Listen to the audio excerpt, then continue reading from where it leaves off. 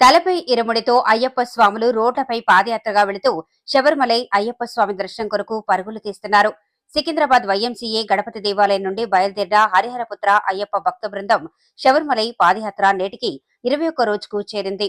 గుంజూరు నుండి హసూర్ వరకు 30 కిలోమీటర్ల మేర పాదయాత్రను శుక్రవారం కొనసాగించారు. 80 మంది అయ్యప్ప స్వాములు శబరిమలై అయ్యప్ప స్వామిని దర్శించుకునేందుకు పాదయాత్రగా వెళుతున్నారు. అయ్యప్ప స్వామి భజనలు కీర్తనలు చేసుకుంటూ అయ్యప్ప స్వామిని దర్శించుకునేందుకు ఉత్సాహంగా స్వామివారి సన్నిధికి చేరుకుంటున్నారు.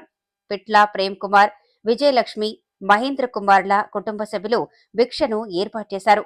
రమేష్ కుటుంబ సభ్యులు అల్పాహారాన్ని సమకూర్చారు. ఎటువంటి ఆటంకాలు లేకుండా పాదయాత్ర విజయవంతంగా కొనసాగుతుందని అశోక్, సుధాకర్లు తెలిపారు.